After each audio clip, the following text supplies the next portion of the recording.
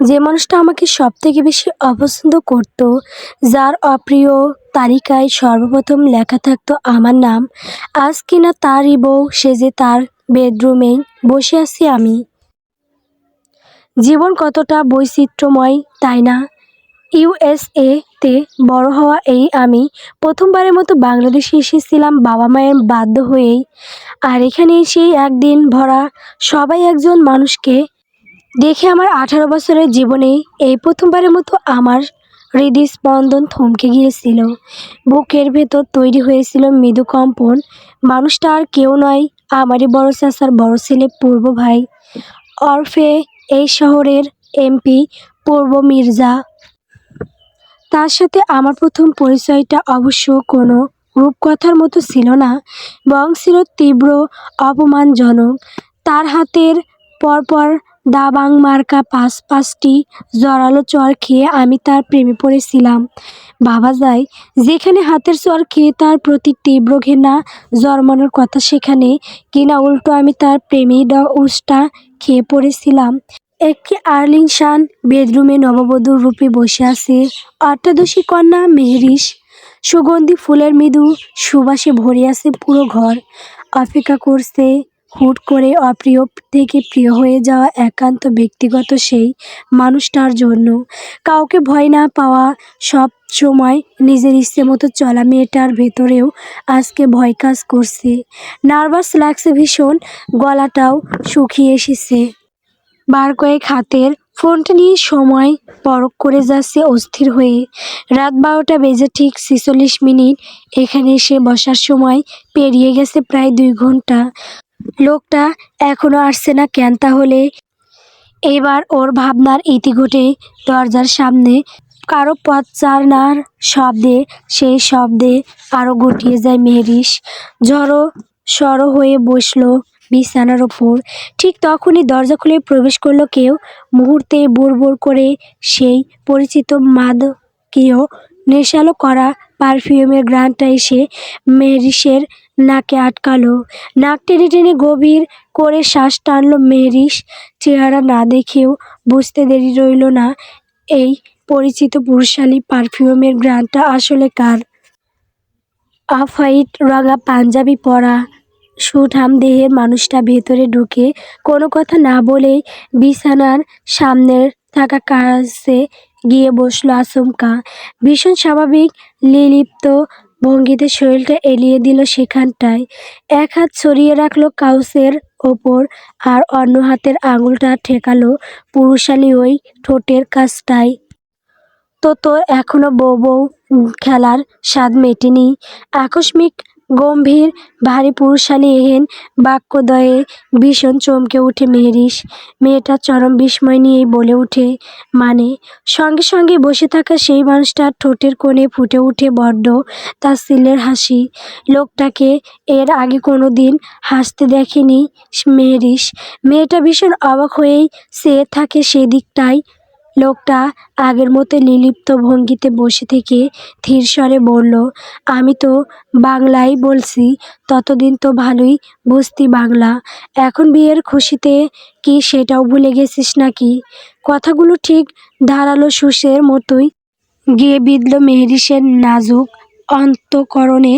তবুও নিজেকে সামলে নিয়ে পরক্ষণে মাথা থেকে ঘোমটা টেনে খানিকটা সরালো। চোখ দুটো বিস্ময়ে বড় বড় করে আওড়ালো। আপনি হঠাৎ আমার সাথে এভাবে কথা বলছেন কেন? আমি আপনার বিয়ে করা বউ। এভাবে তুই তরকারি করতে পারেন না আমায়? মুহূর্ত খানেক নীরবতা চলল সেখানটায়। লোকটা তখনও আগের ন্যায় সম্পূর্ণ ভাবলেশীন হয়ে বসে আছে। ঠোঁটের কোণে তাচ্ছিল্যের রেশ টেনে গম্ভীর্যতায় বলল, বিয়ে? My foot!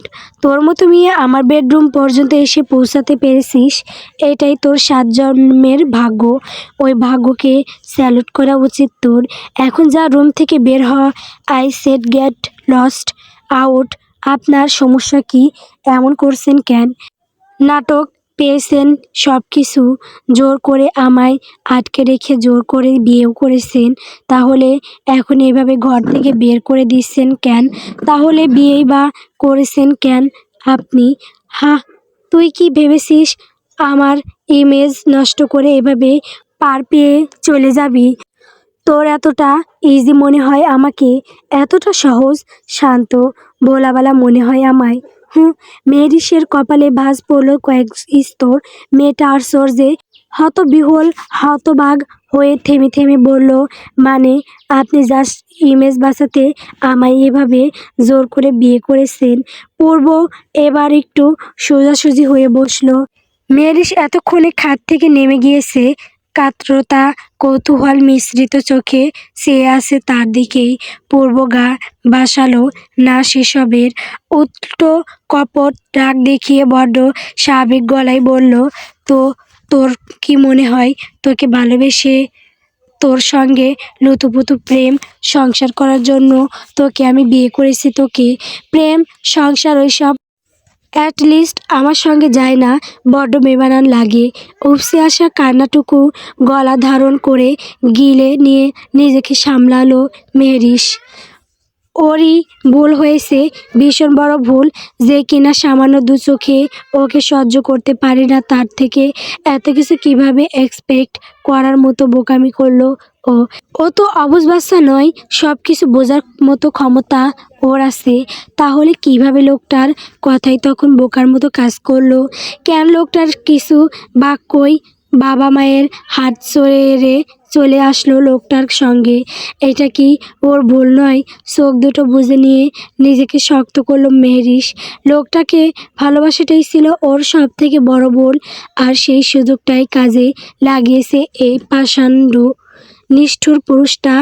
আপনি কি ভেবেছেন আপনি এভাবে আমায় অস্বীকার করবেন, অত্যাচার অসম্মান করবেন, আর আমি টিপিক্যাল মেয়েদের মতো এসব সহ্য করে আপনার সাথে সংসার করব বসে বসে?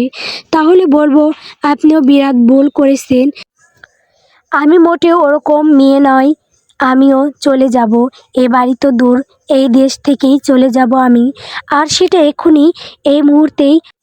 কথাগুলো কোনোরকম বলে সোজাসুজি সেখান থেকে উঠে গটগট পায়ে দরজার দিকে এগোতে নিলেই শুনতে পায়, যাবি?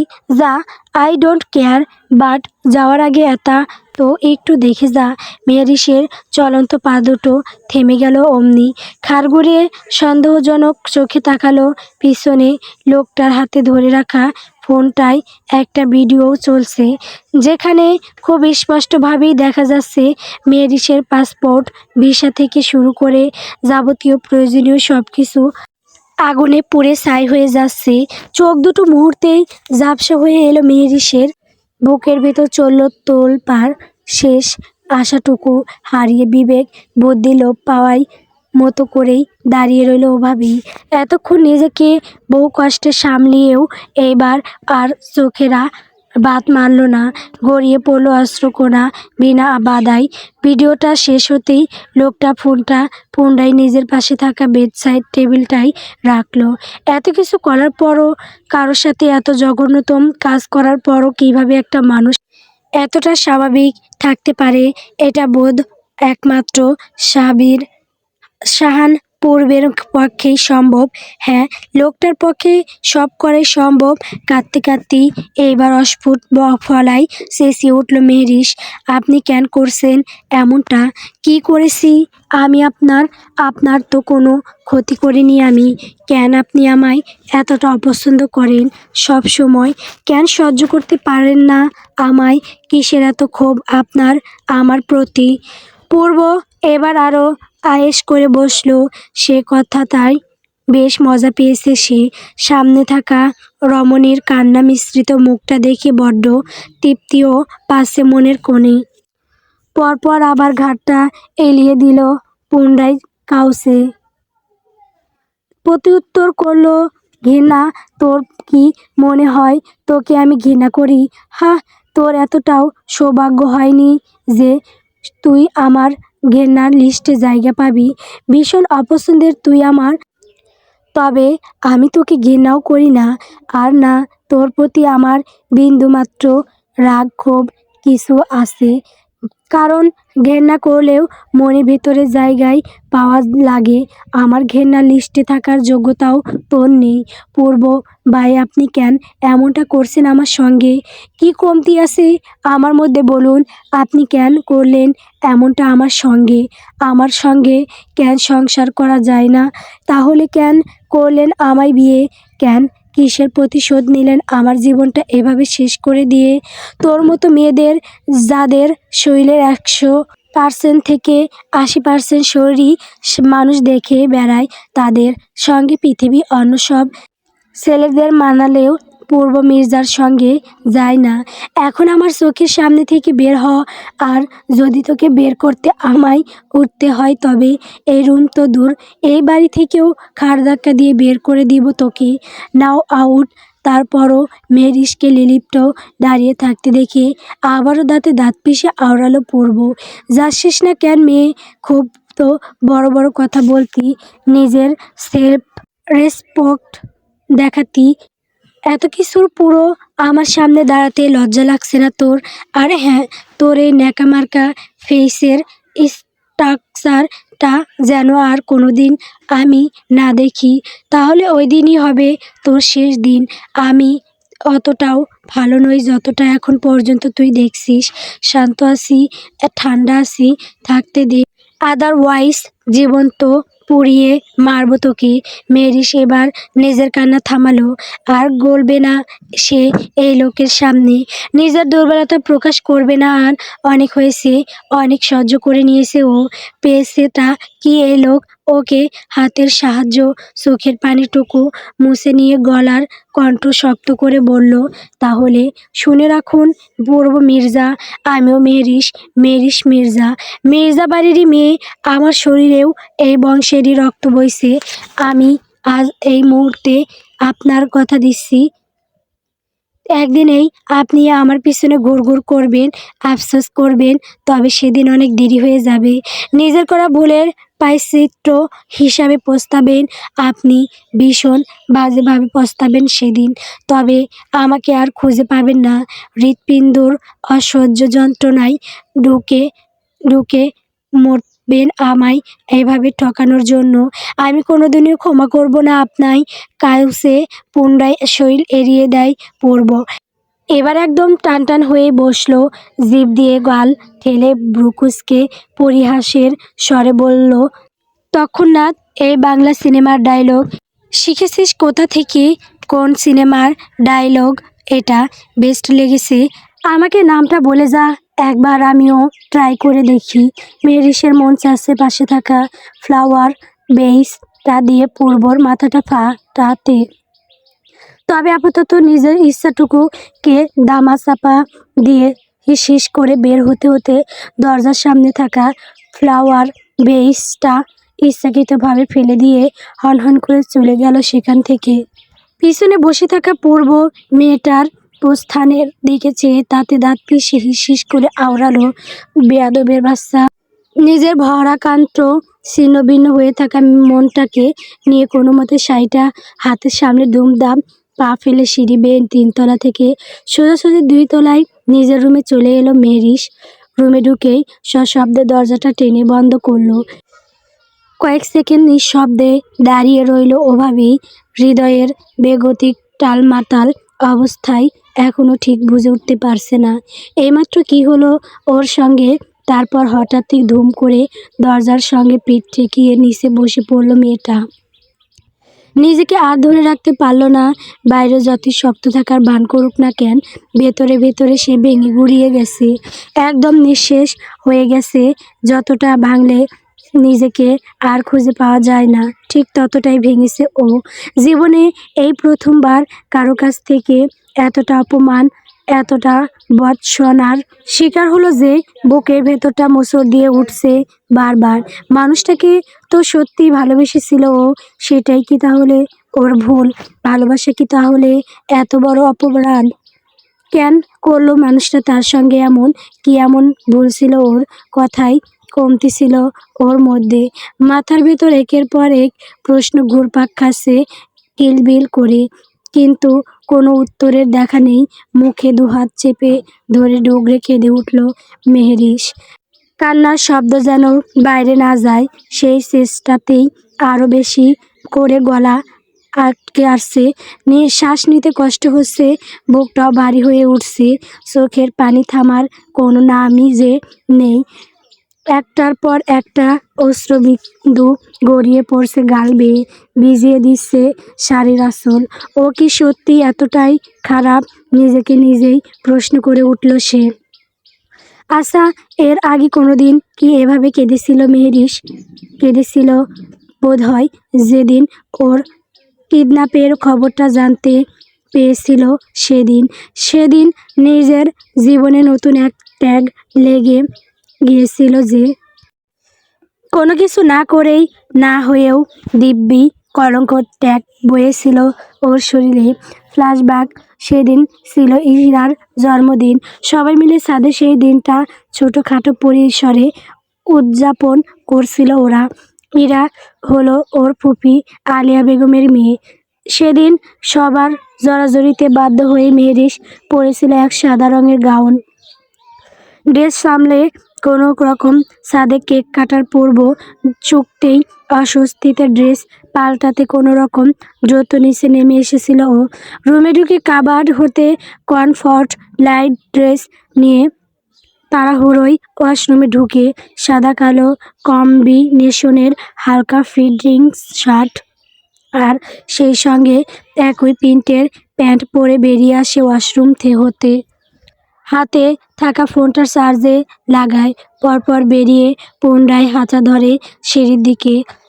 রুম থেকে বেরিয়ে সিঁড়ির দিকে এগোতেই তৃতীয় তলার অন্ধকার কোঠায় হঠাৎই কারো চাপা কণ্ঠস্বর শুনতে পায় মেহেরিস।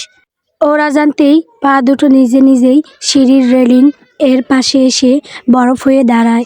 এদিকটাই পূর্বর রুম, এই পাশে দিয়েই উঠতে হয় বাড়ির ছাদে। এই মুহূর্তে পূর্বর রুমের ভেতর থেকেই শব্দটা আসছে।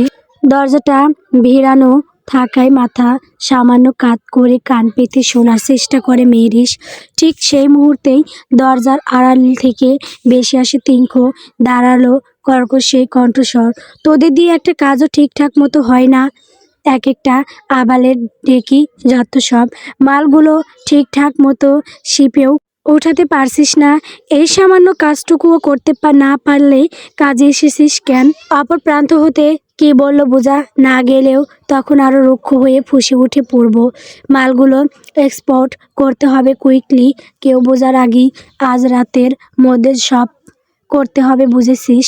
কেউ যেন কিছুই বুঝতে না পারে। আমি আর সে এক্ষুনি মাল শব্দটা কোথায় যেন শুনেছে মেহেরিস। মনে করার চেষ্টা করতেই চোখের সামনে হঠাৎ ভেসে ওঠে সন্ধ্যার সেই দৃশ্য।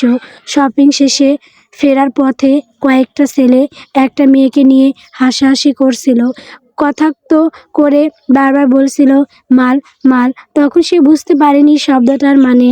গাড়িতে ফিরে ইরাকে জিজ্ঞেস করলে ইরা তাকে বুঝিয়ে বলে এখানে মাল মানে মেয়েদেরকে মিন করা হয়। সেই একই শব্দ মাল এখন পূর্বর মুখ হতে নিঃসৃত হতে বিদ্যুৎ চমকের মতো মেহেরিসের মস্তিষ্ক তড়াক করে জ্বলে উঠে। তাহলে এই বজ্জাত এমপি কি মেয়ে পাচারের সঙ্গে জড়িত? মেয়েদের দেশ থেকে বিদেশে সমুদ্র দিয়ে পাচার করে বেড়ায়, সমাজে ভালো মানুষের মুখোশ পরে রাতে বিরাতে নারী পাচারের কাজে লিপ্ত হয়। বিস্ময়ে মুখটা আপনা আপনি হা হয়ে আসে মেহেরিসের। পূর্ব বের হতে নিলে তৎক্ষণাৎ সেখান থেকে সিটকে দূরে সরে আড়ালে আশ্রয় নেয় ও। তাহলে ও সেদিন ভুল বলেনি। বাইরে থেকে বোঝা না গেলেও মেহেরিস এই বজ্জাত এমপিকে ঠিকই চিনেছে। প্রথম দিনই তো বুঝতে পেরেছিল এত সুন্দর একটা চেহারার পেছনে যে এরকম কুলুষিত একটা শয়তান বসবাস করে, সেটা মেহেরিস হাড়ে হাড়ে বুঝতে পেরেছে। আজকে সবাইকে দেখিয়ে দিবে ও, একবারে হাতে নাতে ধরবে এই বেটা বজ্জাত এমপিকে।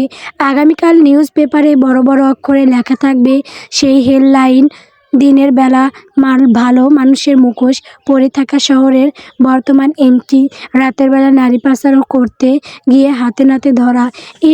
মেরিসও সেই সুযোগের সদ্ব্যবহার করবে, লুটে নিবে সেই মোক্ষম সুযোগ, শুনিয়ে দিবে ইচ্ছেমতো দু চারখানা তীর্যক কথার স্রোত। ওকে বেয়াদব বলা, থাপ্পড় মারা, হ্যাঁ শুরুটা লোকটা ওকে থাপ্পড় মেরেই করেছিল। তৎজলদি রুমে গিয়ে চার্জে থাকা ফোনটা হাতে নিয়ে দ্রুত পূর্বর পিছন পিছন বাড়ির নিচের দিকে ছুটে ও নিচে নেমে এসে গ্যারেজে ঢুকে পূর্ব মৃদু অন্ধকারে ডুবে থাকা গ্যারেজটাই ঢুকে নির্লিপ্ত পদক্ষেপে এগোয় নিজের চিরচেনা জিপটার দিকে। কয়েকদিন আগেই জিপটা আগের মতোই একদম ঝকঝকে করে মেরামত করিয়েছিল আমান, তবুও মাত্র একবার চোখ বুলিয়ে বুঝে নেয় কথায় কথায় এখনো ক্রুটি রয়ে গেছে। নিজের ব্যবহৃত জিনিসে অন্যের সামান্য স্পর্শ যেখানে পছন্দ নয় তার, সেখানে জীবের এই অবস্থা দেখে নীরবে অসন্তুষ্টির দৃষ্টি ফেলে একবার, তারপর উঠে বসে জিভে হুটহাট দূরে। ইমার্জেন্সি কোথাও যেতে হলে এই জিপটাই হয় তার সঙ্গী। ইঞ্জিনের গম্ভীর গর্জন গ্যারেজ জুড়ে প্রতিধ্বনিত হতেই কিঞ্চিত আড়ালে সরে দাঁড়ায় মেরিস। বাড়ির মেইন গেট পেরোতেই তৎজলদি সেখান থাকা একটি সাদা টয়োটাই উঠে স্টার্ট দেয় সেটা। ছুটে পূর্বর পিছনেই মধ্যরাতে নৈশব্দটাই ঘেরা চট্টগ্রামের আঁকাবাঁকা রাস্তায় প্রায় অলস ভঙ্গিতে গাড়ি চালাচ্ছিল পূর্ব। প্রায় মিনিট 10 এভাবেই কচ্ছপের গতিতে গাড়ি চালাতে দেখে এক পর্যায়ে বিরক্ত হয়ে ওঠে মেরিস। এর থেকে 1000 গুণ বেটার তো সে ড্রাইভ করে, অথচ হাবভাব দেখেও যেন দুনিয়া উল্টে ফেলা চ্যাম্পিয়ন। এভাবে গাড়ি ড্রাইভ করলে তো যেতে যেতে বোর হয়ে যাবে। এক পর্যায়ে অধৈর্য হয়ে উঠে মেরিস, মন চায় একবার পূর্বকে ওভার টেক করে দেখিয়ে দিতে গাড়ি কিভাবে ড্রাইভ করতে হয়। বার কয়েক মিসি হামিও দিয়েছিল সেদিন, স্টিয়ারিংয়ে হাত রেখে নিজের অস্থিরতা সামলাতে সামলাতে দ্রুত বজায় রেখে নজর রাখছিল ও। এভাবে অতিক্রম হলো আরও অনেকটা পথ কোনো সতর্কতা ছাড়াই। অকস্মাৎ গাড়ির স্পিড বাড়ায় পূর্ব, চোখের পলকে প্রায় অদৃশ্য হয়ে যায় কালো রঙা জিপটা। অপ্রস্তুত মেরিস হকচকিয়ে উঠে, বিস্ময়ে হকচকিয়ে। গাড়ির স্পিড বাড়ালেও ততক্ষণে পুরোপুরি চোখের আড়ালে চলে গেছে জিপটা। গাড়ির স্পিড বাড়িয়ে সেই পথ অনুসরণ করে সামনে আসতে দেখা গেল রাস্তার দুই দিকে ভাগ। শুরু রাস্তার শেষ প্রান্তে এসে দুপাশে দুটো রাস্তা চলে গেছে। কোনটা ধরবে বুঝে উঠতে পারেনি মেরিস। শেষমেশ অনুমান করে একটি পথে গাড়ি বাড়ায় সে। নির্জন রাত, রাস্তার দুপাশে ঝোপঝাড় আর নীরবতায় মুড়ে থাকা পথ ধরে মেরিস যত দূরে এগোলো পূর্বের কোনো চিহ্ন মিলল না তাতে। এক পর্যায়ে উপলব্ধি করলো ভুল পথে এসেছে সে। ততক্ষণে যথেষ্ট দূরেই চলে এসেছে গাড়ি নিয়ে। গাড়ি ঘোরালো পিছনে ব্যাক করার উদ্দেশ্য, তবে উল্টো দিকেও ইতিমধ্যে কোনো রাস্তা দিয়ে এসেছে সেটাও ভুলে বসেছে। শেষমেশ বিরক্ত হয়ে সিদ্ধান্ত নেয় গাড়ি থেকে নামার। গাড়ি থামিয়ে দরজা খুলতেই মধ্যরাতের নীরবতা যেন আরও ঘনীভূত হলো। রাস্তার দুই ধারে ঘন ঘন ঝোপঝাড়, দূর দূরান্ত পর্যন্ত কোনো আলো নেই, জনমানব তো দূর, রাস্তায় থাকা দু একটা স্ট্রিট কুকুর পর্যন্তও নেই। হঠাৎ মেরুদণ্ড বেয়ে শীতল এক ভয়ের স্রোত বয়ে গিয়েছিল সেদিন ওর। অস্থির হাতে ফোন বের করে গুগল ম্যাপ খুলে লোকেশন ট্র্যাক করার চেষ্টা করে, কিন্তু যেখানে সে নিজেই জানে না কোথায় আছে সেখানে অ্যাপে লোকেশন দেবে কিভাবে। মানচিত্রের লাল বিন্দুর মতোই সমস্ত পথ চোখে ঝাপসা হয়ে আসে যেন। ফোনের স্ক্রিনে সময় দেখে রাত 2টো। তখন নির্জন রাস্তায় একা থাকায় বুকের ভেতরটা ধুপ ধুপ করে উঠেছিল কেমন। যদিও এটা তেমন একটা রাত নয় ওদের দেশের জন্য, সারা রাতই তো রাস্তায় মানুষ গিজ গিজ করে সেখানে। তবে এটা তো আর নিজের দেশ নয়, এটা বাংলাদেশ। এখানে মধ্যরাতে বাইরে থাকা যে বিপজ্জনক, তার উপর ও একটা মেয়ে। ভাবতেই কেমন শির দ্বারা বেয়ে নরম স্রোত নেমেছিল। আচমকা মাথায় এক বুদ্ধি খেলে ওর।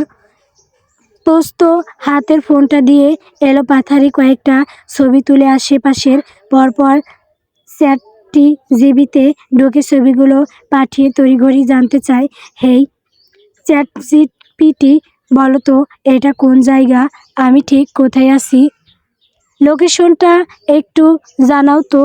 দ্রুত ভয়েস মেসেজ সেন্ড হয়, একটু সময় নেয়, ততক্ষণে মেরিস অপেক্ষা করে ফোনের দিকেই চেয়ে রয়।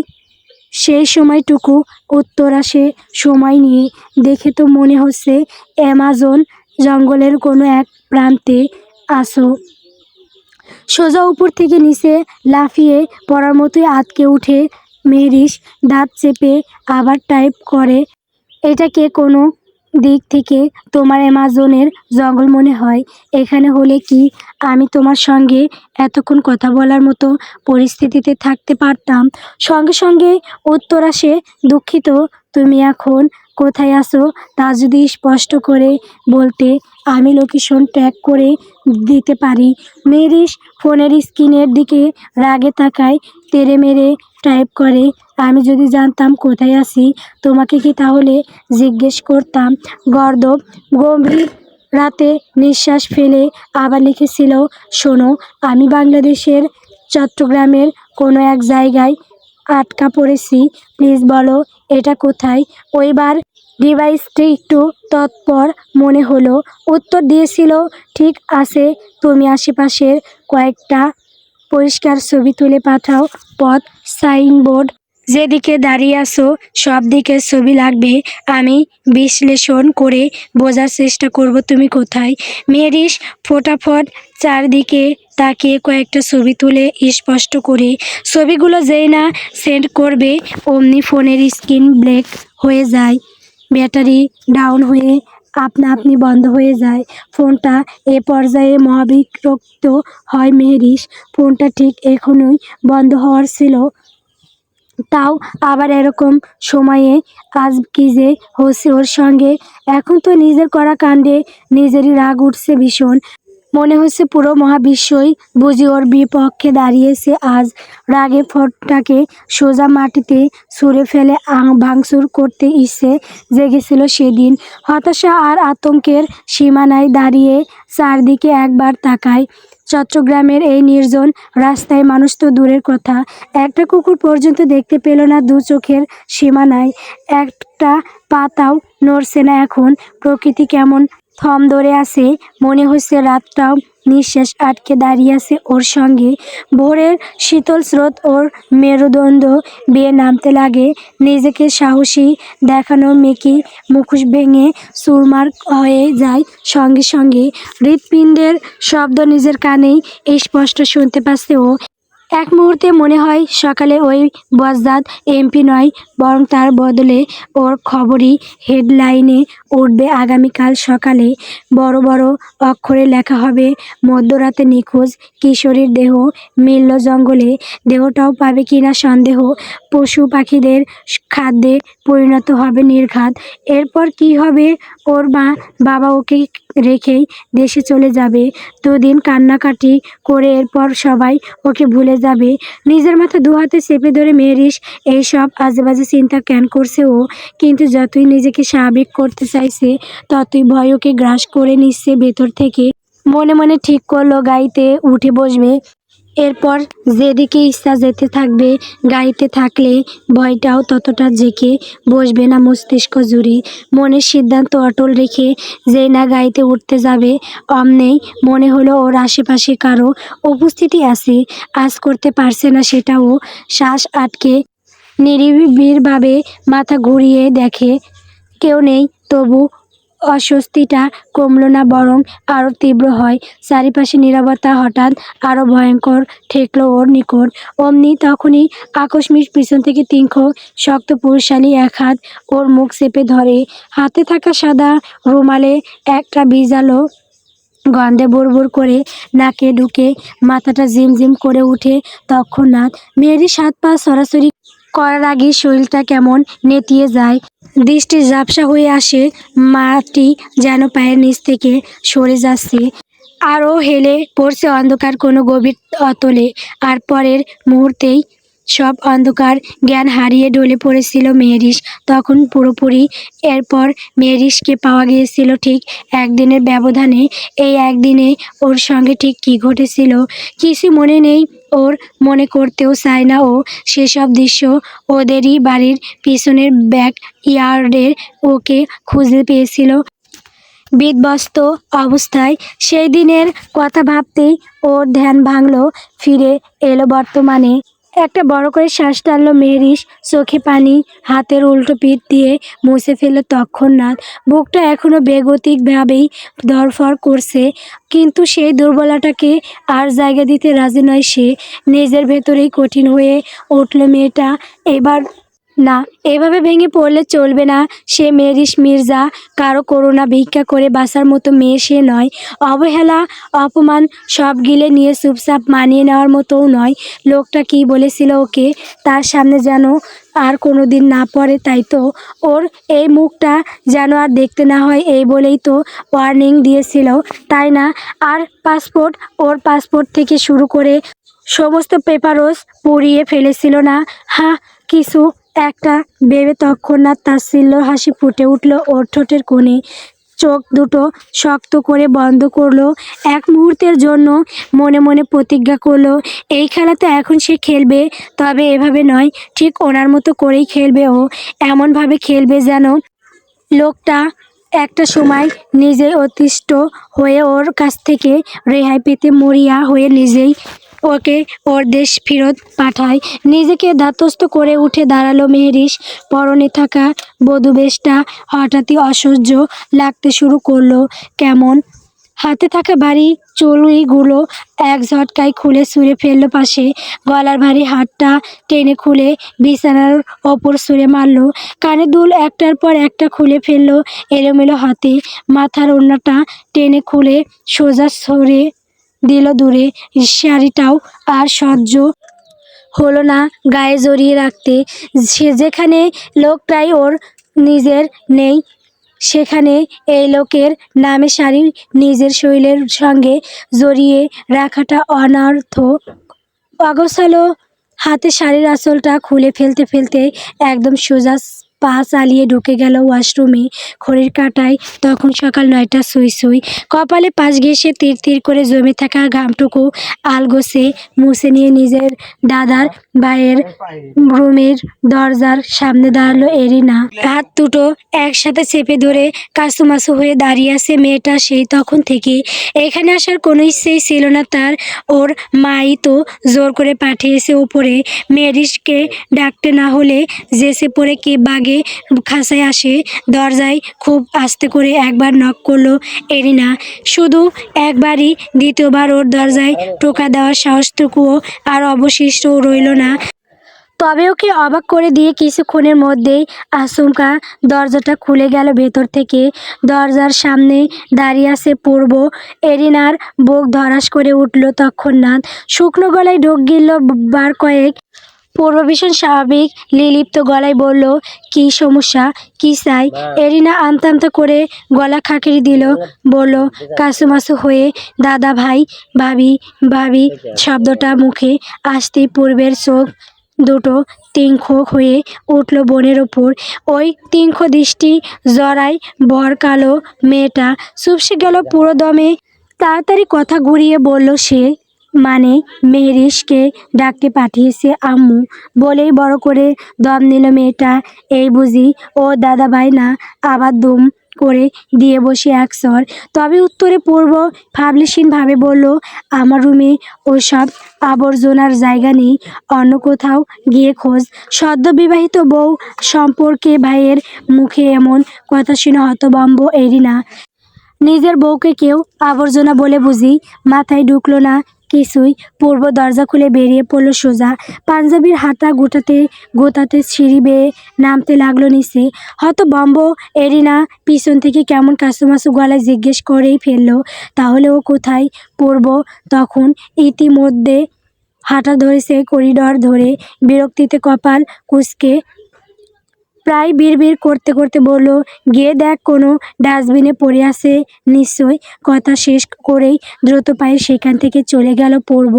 বায়ের প্রস্থান নিশ্চিত হতেই মনে মনে হাঁপ ছাড়ল এরিনা। তারপর হাঁটা ধরল সোজা মেরিসের রুমের সামনে। এসে দাঁড়িয়ে পরপর দুবার নক করলো। সেখানে ভেতর থেকে কয়েক সেকেন্ড কোনো সাড়া না মিললেও দ্বিতীয়বারের মতো নক করতেই দরজা খুলে দরজার ফাঁক দিয়ে উঁকি দিল মেহরিশ।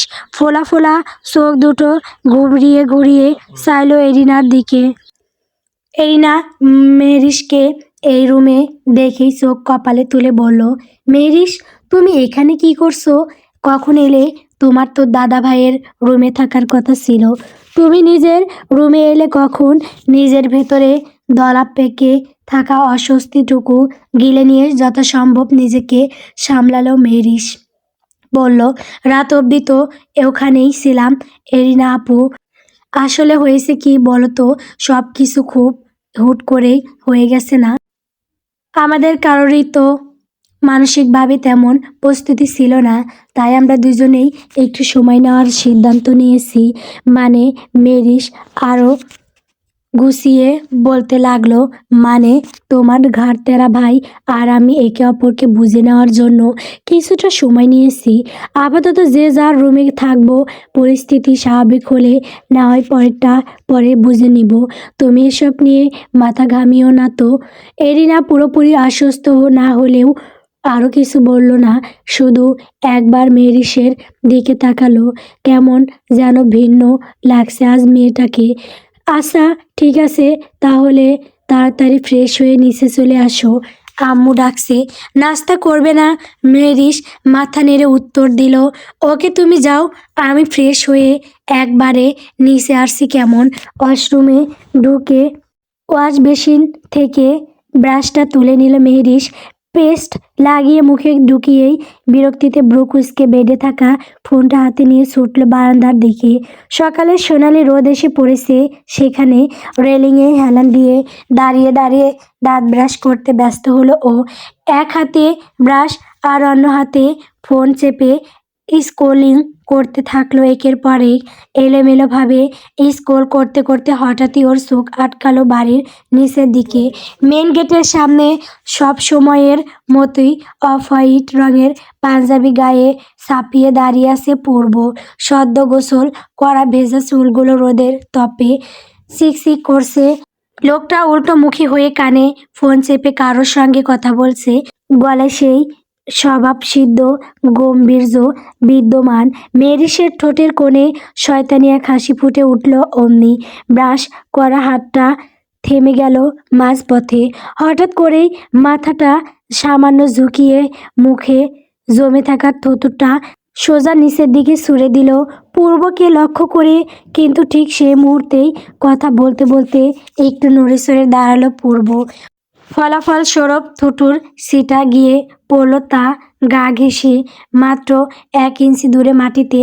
ইস, আফসোসের সঙ্গে আওড়ালো মেহরিশ। পুরো মুহূর্তে হাতে থাকা ফোনটার ভলিউম সর্বোচ্চ হাই করে জোরে জোরে বাজাতে শুরু করলো বিলিয়নেরা গানটি। গানের তালে তালে নিজে নিজেই মাথা দোলাতে লাগলো মেহরিশ। দাঁত ব্রাশ করতে করতে দিব্যি নিজের মতো আছে সে। নিচে দাঁড়িয়ে থাকা পূর্বের দিকে একবারও তাকাচ্ছে না ভুলেও। আর গানের তালে তালে নিজেও গেয়ে উঠল 2-4টে লাইন। প্রথমটুকু অস্পষ্টভাবে আওড়ালেও শেষেরটুকু জোরেই গাইল ও। সেক্সি মামা টোনটা একটু বেশি জোরেই উচ্চারণ করে থামলো পরপর। সেদিকে পূর্ব ফোনটা কানে থেকে নামিয়ে নেয় তৎক্ষণাৎ। চোখ পড়ে মাটিতে, ঠিক যেখানে ব্রাশের থুতুর দাগটা লেগে আছে সেখানেই। থুতু ফেলার উৎস ধরে কার উল্টে উপরে তাকাতেই চোয়াল শক্ত হয়ে আসে তার। চোখ দুটো রাগে লালচে হয়ে উঠল প্রায়। দাঁতে দাঁত চেপে নিচ থেকে গর্জে উঠল, বেয়াদবের বাচ্চা, নিচে নাম, দেখছি তোকে আমি। বেয়াদবের বাচ্চা, নিচে নাম। পূর্ব শক্ত হয়ে আসা চোয়ালের দিকে এক পল তাকিয়ে সেখানে আর দাঁড়িয়ে থাকার সৎ সাহসটুকু গচ্ছিত রইল না আর মেহেরিসের। তাই তো তৎক্ষণাৎ দৌড়ে ছুটল সোজাসুজি ওয়াশরুমে, ঢুকে কোনো রকম দরজাটা ঝট করে লাগিয়ে হাঁপাতে লাগলো ভিতরে। উফ, সে যতই এখন সাহসী নারী হোক না কেন, ওই লোকটার রক্ত লাল চোখে দুটো দেখলেই বেচারির সব হাওয়া ফুস হয়ে যায় কেন জানি। ওই ব্রাউন মণি বিশিষ্ট চোখ দুটোই কি এমন আছে যে মেয়েটাকে কুপকাত করতে সেই চোখের একটুখানি দৃষ্টি যথেষ্ট। ওদিকে নিচে দাঁড়িয়ে থাকা পূর্বের ফোনটা আবারও বেজে উঠল। স্ক্রিনে ভেসে ওঠা নামটাই চোখ পড়তেই চোখ দুটো বুজে নিজেকে দমালো সে। শক্ত হয়ে যাওয়া চোয়াল দুটো স্বাভাবিক করলো। এখন এখানে দাঁড়িয়ে সময় নষ্ট করার কোনো মানেই নেই। ফোনটা কাঁধে তুলতে তুলতেই লম্বা পা ফেলে এগিয়ে গেল পার্কিংয়ের দিকে। চারপাশে থাকা গার্ডগুলো সজাগ হয়ে উঠল তৎক্ষণাৎ। পূর্ব সরাসরি গিয়ে বসলো নিজের গাড়িতে। ইঞ্জিন স্টার্ট হতেই গর্জে উঠল গাড়ি। ঠিক তার পেছনেই থাকা আরও দুটো গার্ডের গাড়ি অতি দ্রুত সজাগ হয়ে ইঞ্জিন চালু করলো ওদের পিছন পিছন। কিছুক্ষণের মধ্যেই তিনটি গাড়ি একসাথে ব্যারিকেড পেরিয়ে বেরিয়ে গেল সদর রাস্তায়। যেতে যেতে একবার গাড়ির কাছের ভেতর দিকে শেষবারের মতো উপরের বারান্দার দিকে তাকালো পূর্ব। চোখে তখনও জলজল করছে রাগের অগ্নিশিখা। দাঁতে দাঁত পিষে বিড়বিড় করে উঠল অস্পষ্ট শব্দে, বেয়াদবের বাচ্চা কোথাকার। পূর্বকে এই সকালে নিজ ক্লাবে উপস্থিত দেখে জিমুতে থাকা সাব্বিরের মস্তিষ্ক জ্বলে উঠে তড়াক করে। এই শালা হিটলার গতকালই না বিয়ে করলো, অন্তত একটা দিন রেহাই দিলে কি এমন ক্ষতি হতো। ঠিক সকাল হতে না হতেই ড্যাং ড্যাং করে চলে আসলো ক্লাবে। সাব্বির পূর্বর বাল্যকালের বন্ধু, তবে সাব্বিরের মতে বন্ধু কমকে নিজের পার্সোনাল পিয়ন হিসাবেই বেশি ব্যবহার করে তার ওই হিটলার বন্ধু। সব কিছু নিয়ম মাফিক হওয়া চাই এই হিটলারের।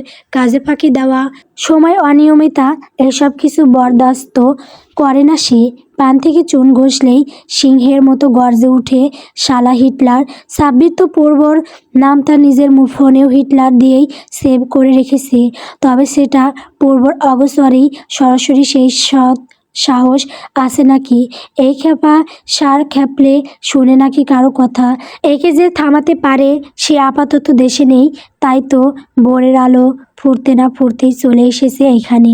তবে সাব্বির ভেবেছিল আজ একটা দিন অন্তত এই শালা হিটলার আসবে না এখানে। নতুন বউ নিয়ে রুম আটকে থাকবে সারাটা দিন। তবে সে তো দিব্যি ভুলে বসেছিল তার বন্ধু বিয়ে করেছে এই ডের। না হলে যেই হারে মুখ থেকে করলার রস ঝরে, আর মেয়ে দেখলে গায়ে নর্দমার পচা পানি লেগে থাকার মতো দূর দূর করে সেখানে একে নিয়ে এইসব ভাবাও ঘোরপাপ। তবে মনের কোণে গুড়গুড় করা প্রশ্নটা এবার সরাসরি মুখে ব্যঙ্গ করে উঠল সাব্বির। এসে পড়েছিস? হা হা হা, তোর অপেক্ষাই করছিলাম। আজ এত জলদি চলে আসবি আমি তো ভাবতেই পারি নাই। না মানে, ভাবি কি ঘরের জায়গায় দেয় নাই রাতে? পূর্ব কোনো উত্তর দিল না। ধীর পায়ে উঠে দাঁড়ালো, চেয়ার ছেড়ে এগোলো জানলার দিকে। দক্ষিণ পাশ জুড়ে বিস্তর এক জানালা বানানো, খোলাই থাকে বেশিরভাগ। সেটা হুড় করে দক্ষিণা বাতাস ঢুকে সেটা দিয়ে। এখনো আসছে জানলার কাছে গিয়ে বাইরে তাকিয়ে হঠাৎ চোখে পড়ল পার্কিং দিকটায় এক মধ্যবয়সী মহিলা বসে বসে কাঁদছেন। কান্নাটা চাপা পূর্ব ঠান্ডা কণ্ঠে বলল, উনি কে? সাব্বির বসেই ছিল, বন্ধুর কথার পিছে উঠে দাঁড়ালো, দৃষ্টি অনুসরণে জানলার কাছে এলো, তাকালো বাইরে, অবাক হয়ে বলল, আমি কিভাবে জানবো ভাই? দেখে তো মনে হচ্ছে কাঁদছেন। সেটা আমিও দেখতে পাচ্ছি ইডিয়েট। তবে কান্না করছেন কেন? খোঁজ নিসনি? কই, আসার সময় ও তো দেখলাম না। তুই দেখিসনি আসার টাইমে? পূর্ব কটমট চোখে তাকালো সাব্বিরের দিকে। খানিকক্ষণের জন্য বলে বসেছিল যে ওর বেশিরভাগ সময়ই ক্লাবের পিছনের গেট ব্যবহার করে থাকে যাতায়াতের ক্ষেত্রে। অগত্যা কণ্ঠখানা খানিকটা কঠোর করে বলে গেল পূর্ব, তুই অ্যাকচুয়ালি জানিসটা কি? চারদিকের খবর রাখতে পারিস না? তাহলে কাজ করছিস কেন? একটু থেমে নির্দেশের সুরে বলল, দ্রুত গিয়ে খোঁজ নেই উনি কাঁদছেন কেন। জাস্ট 2 মিনিট টাইম দে ভাই, যাবো আর আসবো। কিছু সময়ের ব্যবধানে ফিরে এলো সাব্বির। একটু আগেই পূর্বের নির্দেশ মেনে সে দ্রুত নিচে নেমে গিয়েছিল। চেয়ারে বসে মনোযোগ দিয়ে কয়েকটি গুরুত্বপূর্ণ ফাইল উল্টে পাল্টে দেখছে পূর্ব। সাব্বির স্বাভাবিক ভঙ্গিতেই এসে দাঁড়ালো পূর্ব ফাইলের উপর থেকে চোখ তুলে তাকালো তার দিকে। হাঁপাতে হাঁপাতে বলে উঠল, সাব্বির ভাই, ভদ্রমহিলা তোর সঙ্গে কথা বলতে চায়।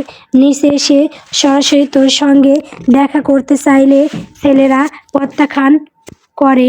তোর সঙ্গে দেখা না করতে পারায় নিরাশ হয়ে বাইরে বসে কাঁদতে শুরু করে। এরপর নাকি ছেলেরা বলেছিল গিয়ে সমস্যার কথা ওদের বলতে, ওরা তোর কাছে বলে দিবে। তবে উনি নাকি মানেননি সেটা। থেমে ঠোঁট কামড়ে বলে গেল পুনরায়, মহিলার অবস্থা দেখে মনে হচ্ছে ব্যাপারটা খুব সিরিয়াস। আমি অনেক করে বললাম আমাকে বলুন, কিন্তু উনি একটাই কথা, তোর সঙ্গে সরাসরি কথা বলবেন। পূর্ব ভ্রু কুঁচকে তাকালো, কণ্ঠে বিরক্তির বাজাজ জেলে ধমকে উঠল সাব্বিরকে। ইডিয়েট, তার জন্য আবার আলাদা করে পারমিশন নিতে আসবি নাকি? জলদি ডেকে আন। আর কিছু না বলে সাব্বির ঘুরে দরজার দিকে গেল। মুহূর্ত পরেই সে ফিরে এসে দরজার সামনে ভদ্রমহিলাকে এনে দাঁড় করালো। ভেতরে ঢুকতে হু করে কেঁদে উঠল। কান্নার সঙ্গে সঙ্গে হেঁকসে উঠছে, চোখ মুখ লাল হয়ে গেছে। কাঁদতে কাঁদতে মধ্যবয়সী সেই মহিলার পরনে থাকা সাদামাটা শাড়িখানার আঁচল টেনে চোখের পানি মুছতেছেও পারছেন না। পূর্ব উঠে দাঁড়ালো, কাছে গিয়ে বিনীত কণ্ঠে বলল, চাচি কাঁদবেন না প্লিজ। কি হয়েছে বলুন, কেন কাঁদছেন আপনি? আমাকে খুলে বলুন। ভদ্রমহিলা আরও জোরে কেঁদে উঠল। তাতে কথার বদলে শুধু ভেসে এলো শুধু হেঁকসির শব্দ। এই অবস্থায় সাব্বির এগিয়ে এসে নরম স্বরে বলল, আন্টি, আপনি যার সঙ্গে কথা বলতে চেয়েছিলেন তার সঙ্গেই তো দেখা হয়েছে। এখন সমস্যাটা বলুন, আমরা না জানলে সমাধান করব কিভাবে? পূর্ব ইশারায় পাশে রাখা চেয়ারটা দেখিয়ে বলল, আপনি আগে বসুন, এরপর বলুন, আমি শুনছি। চাচি প্লিজ কান্না থামান। এ পর্যায়ে কাপড়ের আঁচল টেনে টুনে দম খিচে রইল সে। দূরে থাকা একটা চেয়ারে বসতে পা বাড়ালে পূর্ব সঙ্গে সঙ্গে বলল, ওখানে নয়, এখানে আসুন, আমার সামনে বসুন। এরপর নিঃসংকোচে বলুন সব কিছু। মহিলাটি মাথা নাড়ল, যেন আদেশ মেনে নিচ্ছে তার। ধীরে ধীরে এসে পূর্বের বিপরীত দিকে চেয়ারটিতে বসলো।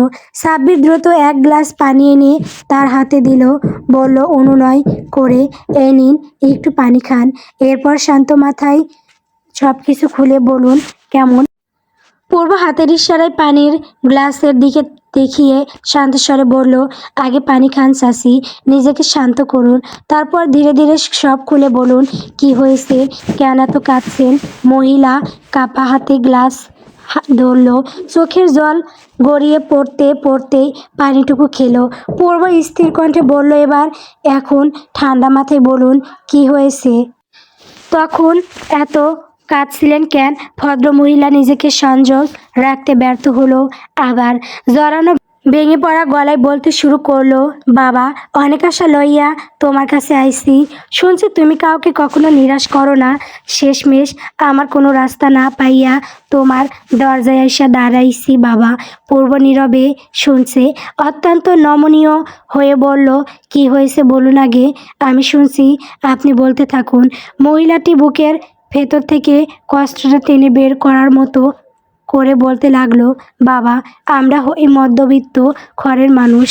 আমার স্বামী বিদেশ থাকে, ওখান থাইকা যে টাকা পাঠায় ওই দিয়েই কোনো মতে সংসার চলে। আমার একটা মাইয়া আর একটা ছোট পোলাটা 4-5 বছরের, আর মাইয়াটা কলেজে পড়ে। এইবার এসএসসি পাশ কইরা কলেজে উঠছে।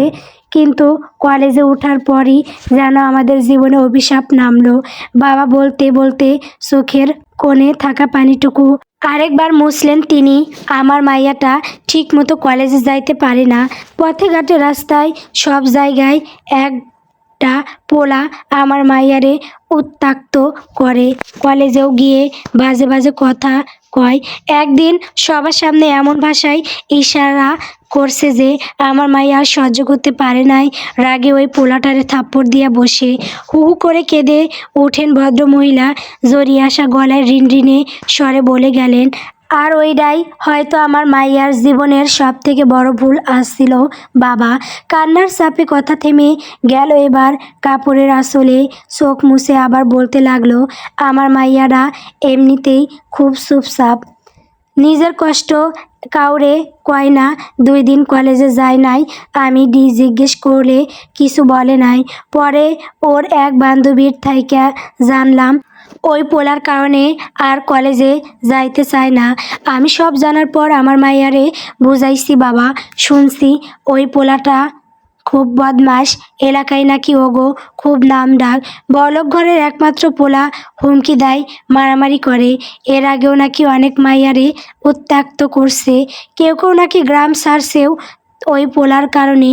আমি আমার মাইয়ারে বলছি, আর কোনো ঝামেলায় জড়াবি না, চুপচাপ পড়াশোনা কর। আমার কথা মতোই পরের দিন কলেজে যায়। আর ওইটাই ছিল আমার জীবনের সব থেকে বড় ভুল বাবা। সে আর কথা বলতে পারল না, কান্নার তোপে গলা থেকে বেরোতে চাইল মা কোনো শব্দ। পূর্ব খুব মনোযোগ দিয়ে শুনছে, সাব্বিরও এক দৃষ্টিতে তাকিয়ে আছে তার দিকে। পূর্ব খুব ধীরে বলল, তারপর কি হয়েছে? আন্টি মহিলাটি কাঁদতে কাঁদতেই বলতে থাকলো, ওই দিন সকালবেলা মাইয়াডা কোচিং থেইকা কলেজের দিকে যাইতেছিল। এমন সময় রাস্তায় রাস্তায় আমার মাইয়াডার চেহারায় এসিড ছুঁড়িয়া মারে ওই পোলা। আমার মাইয়া মুরগির মতো ছটফটাইছিল, একটা মানুষও আগাইয়া আহে নাই বাবা। দূর থাইকা কিছু লোক গিয়া মাইয়াডারে হাসপাতালে নেয়। আমি খবর পাইয়া দৌড়ে যাই, গিয়া দেখি আমার মাইয়া বাবা বাবা কইরা চিৎকার পারতাছে আর গলা কাটা মুরগির মতো ছটফটাইতাছে। হের পরদিন আমি পুলিশের কাছে গেলে তারা উল্টো কথা কয় বাবা, বলে আমার মাইয়াই নাকি খারাপ, তাই নাকি এমন হয়েছে বাবা। আমার মাইয়া কখনো কোনো ছেলের লগে কথাও কয় না ঠিক মতো। আমার মাইয়াডার ইচ্ছে ছিল বড় হয়ে ডাক্তার হইব, মানুষের সেবা করব। আমার মাইয়াডা অন্যায়ের প্রতিবাদ করছিল, এইরাই কি ওর দোষ আসছিল? এই প্রতিবাদী আমার মাইয়ার জীবনের কাল হইয়া দাঁড়াইছে বাবা। আমি অনেক জায়গায় গেছি, কোথাও বিচার পাই নাই, সব জায়গায় থেকে আমার তাড়াইয়া দিছে। শেষমেশ তোমার কাছে আইসি বলে সে 2 হাত জোর করলো। আমি জানি তুমি আমারে খালি হাতে ফিরাইবা না বাবা, জানি আমার মাইয়ার চেহারা আর কখনোই আগের মতো হইব না, ওর জীবন নষ্ট হয়ে গেছে। একটু থেমে বলল, কিন্তু এর বিচার চাই আমি, উপযুক্ত বিচার চাই এর। শুনছি তুমি নাকি অপরাধের উপযুক্ত বিচার করো, সেই আশায় তোমার কাছে আইসি এই অবাগী মা। পূর্ব কোনো কথা বলল না, চেয়ারে বসে এক মনে সব শুনল। ওর হাতের ভেতর ছোট গোল মার্বেলের পেপার ওয়েটটা গোল গোল করে ঘুরছে তখনও। কিছুক্ষণের নীরবতা ভাঙল। এবার সাব্বির উদ্বিগ্ন হয়ে জিজ্ঞেস করলো, ঘটনাটা কবে ঘটেছে আন্টি? মহিলাটি শাড়ির আঁচল দিয়ে মুখ মুছতে মুছতে বললেন, গত রোববার। 4 দিন হইয়া গেছে বাবা। সাব্বির কিছু বলতেই যাচ্ছিল, অমনি ঠান্ডা কণ্ঠে প্রশ্নটা এবার নিজেই করলো পূর্ব, তাহলে আপনি এতদিন আসেননি কেন? মহিলার চোখে আবার জল তরমর করে উঠল। আইতে চাইছিলাম বাবা, কিন্তু পারি নাই। কণ্ঠ নামিয়ে ভয়ে কাঁপতে কাঁপতে সে বলল, ওই পোলার বাপে আমার ভয় দেখাইয়া রাখছে, কয় বেশি মুখ খুললে আমার পোলাটারে গায়েব কইরা দিব। আমার স্বামী বিদেশে, আমি একলা মানুষ বাবা, কি করুম? আমার মাইয়াডা এখনো হাসপাতালে, আমি এত সামর্থ্য রাখি না যে ভালো চিকিৎসা করামু। ডাক্তার কইছে বিদেশে নিলে নাকি মুখের চেহারাটা কিছুটা ঠিক করা যাইব, কিন্তু ওইডার লাইগা অনেক টাকা দরকার। আপনি কি জানেন ওর সঙ্গে কারা কারা জড়িত ছিল? ছেলেটার নাম জানেন? মহিলাটি একটু ভেবে তারপর নিশ্চিত গলায় বলল, জানি বাবা, জানি। কুদ্দুস মাদরবের ছেলে, প্রিন্স। হাত তুলে শান্ত থাকার ইশারা করলো পূর্ব। বলল কোমল কণ্ঠে, আপনি কাঁদবেন না, এখন আর কাঁদার দরকার নেই, যথেষ্ট কেঁদেছেন চাচি, বাকিটুকু এখন আমাদের উপর ছেড়ে দিন, বিষয়টা আমরা দেখছি। তারপর সে সাব্বিরের দিকে তাকিয়ে সংক্ষেপে বলল, চাচিকে বাড়ি পৌঁছে দেওয়ার ব্যবস্থা কর। সাব্বির মাথা নাড়ল আর চোখে একবার চাইল পূর্বের পানে। পূর্বের চোখ মুখ পুরো নির্বিকার, বরংস আগের চাইতেও বহুগুণ ঠান্ডা, পুরোপুরি অনুভূতি শূন্য। সাব্বির আর দেরি করলো না, ভদ্রমহিলাকে নিয়ে বাইরে বের হলো। কিছুক্ষণ পর একজন লোককে ডেকে টাকে বাসায় পৌঁছে দেওয়ার ব্যবস্থা করালো। ভদ্রমহিলা চলে যেতেই ফিরে এলো সাব্বির। কক্ষে প্রবেশ করতে না করতেই অত্যন্ত গম্ভীর স্বরে আদেশ বাক্য শুনতে পেল বন্ধুর, ঘটনাটার সত্যটা যাচাই কর, 1 ঘন্টার মধ্যে পুরো রিপোর্ট চাই আমার। কে, কিভাবে, কারা জড়িত, সব। সব মানে সব, বুঝতে পেরেছিস? তার আগেই পেয়ে যাবি ভাই। মিনিট 30-এর মধ্যেই ফিরে এলো সাব্বির, ব্যস্ত মুখ ভঙ্গি নিয়ে বলে উঠল, একটু আগে ভদ্রমহিলা যা বলল সবই সত্যি, আর এর পিছনেও কুদ্দুসের পোলা জড়িত। কুদ্দুস নাকি প্রকাশ্যে গিয়ে হুমকি ধমকি দিয়ে আসছে ওই গ্রামে। হাতে ঘোরানো পেপার ওয়েটা থামালো অকস্মাৎ, রাখলো সেটা কাছের টেবিলটার উপর। ডান হাতের বুড়ো আঙুলটা দিয়ে কপাল চুলকিয়ে বলেও গেল, ওকে আমার সামনে চাই, 30 মিনিটের মধ্যে চাই, অনলি 30 মিনিটস, গট ইট। কোনো প্রশ্ন নেই, নেই কোনো তর্ক, শুধু হুকুমের স্বরেই কথা শেষ করলো পূর্ব। সাব্বির তাড়াহুড়োই থেকে বের হলো, মুহূর্তের মধ্যেই নির্দেশ অনুযায়ী ব্যবস্থা নিল। ঠিক 1 মিনিট আগেই সেই ছেলেটিকে এনে হাজির করা হলো ক্লাবে।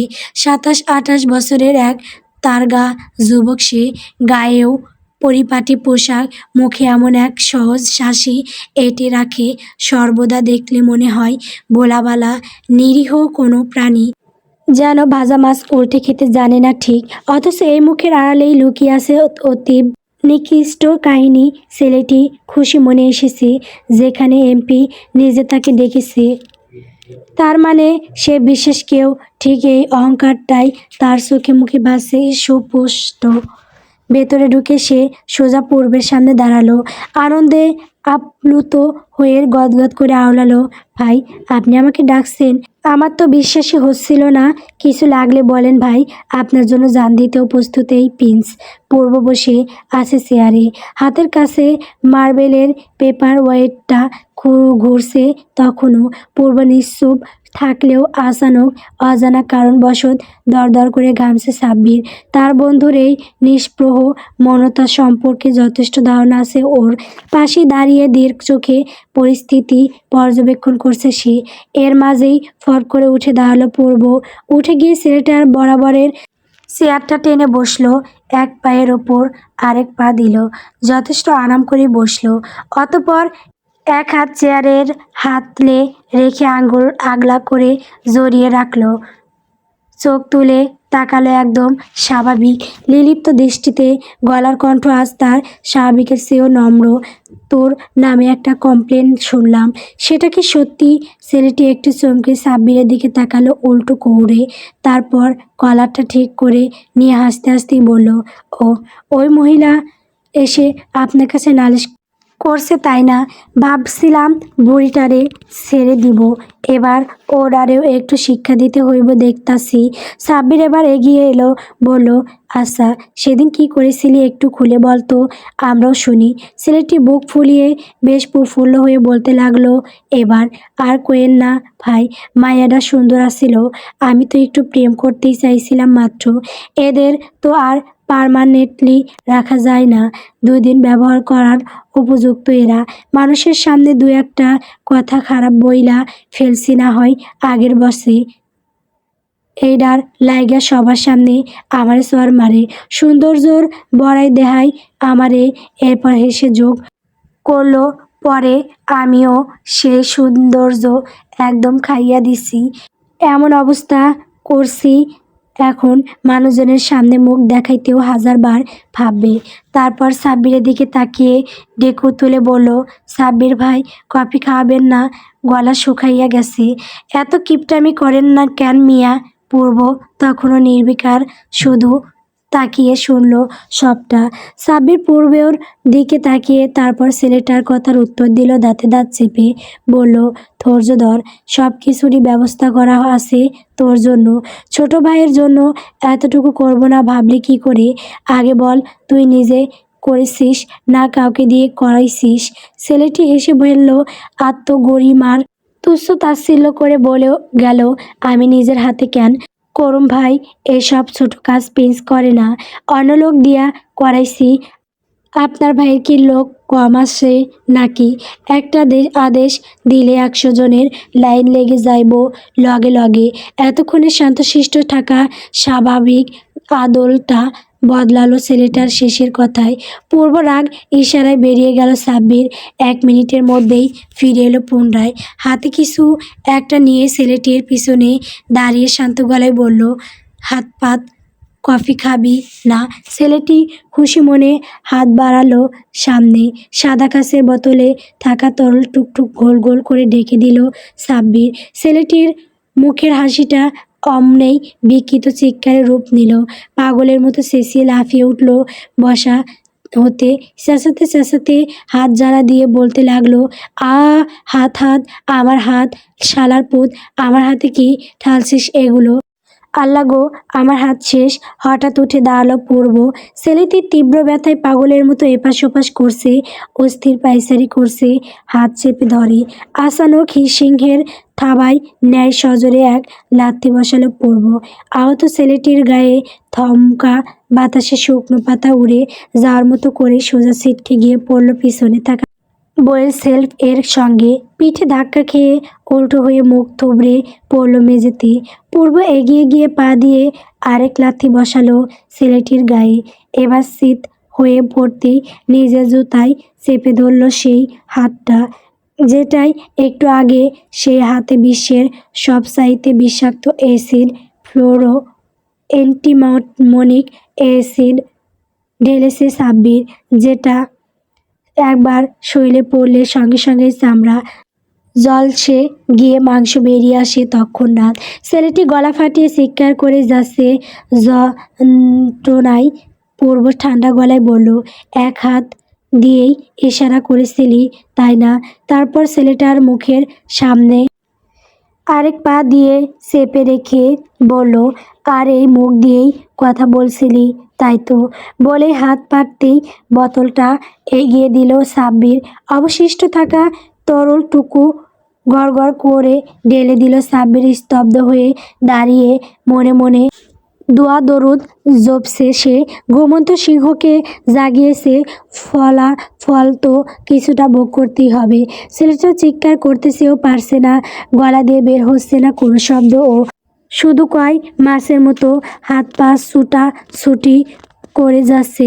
এক পর্যায়ে সেটাও থেমে গেল। থামতেই পূর্ব সরে দাঁড়ালো, জুতা খুলে একপাশে রাখলো। কণ্ঠ আবার স্বাভাবিক হয়ে এলো তার। এইটাকে 1 মিনিটের মধ্যে আমার চোখের সামনে থেকে বিদেয় কর। এত সহজে মরতে দেওয়া যাবে না। বেঁচে থাকার ব্যবস্থা কর দ্রুত। এখন থেকে ওর নেওয়া প্রতিটি শ্বাস ওর কাছে 1 বছর সমতুল্য মনে হবে। আর ছোট বোনের ভালো চিকিৎসার ব্যবস্থা কর। প্রয়োজনে বিদেশ পাঠাতে হলে সেটাও কর। সাব্বির আর 1 সেকেন্ড দেরি করলো না। নাক মুখ বিকৃত করে ছেলেটিকে তুলে নিয়ে বাইরে বেরোলো। নিচের ছেলেদের ডেকে হাসপাতালে ভর্তি করানোর ব্যবস্থা করালো ওদের দিয়েই। গল্প পূর্ব মির্জা। গল্পটি কেমন হয়েছে কমেন্ট করে বলবেন। আমার চ্যানেলে নতুন নতুন গল্প পেতে সবাই আমার চ্যানেলটিকে সাবস্ক্রাইব করবেন, পাশে থাকবেন। ধন্যবাদ।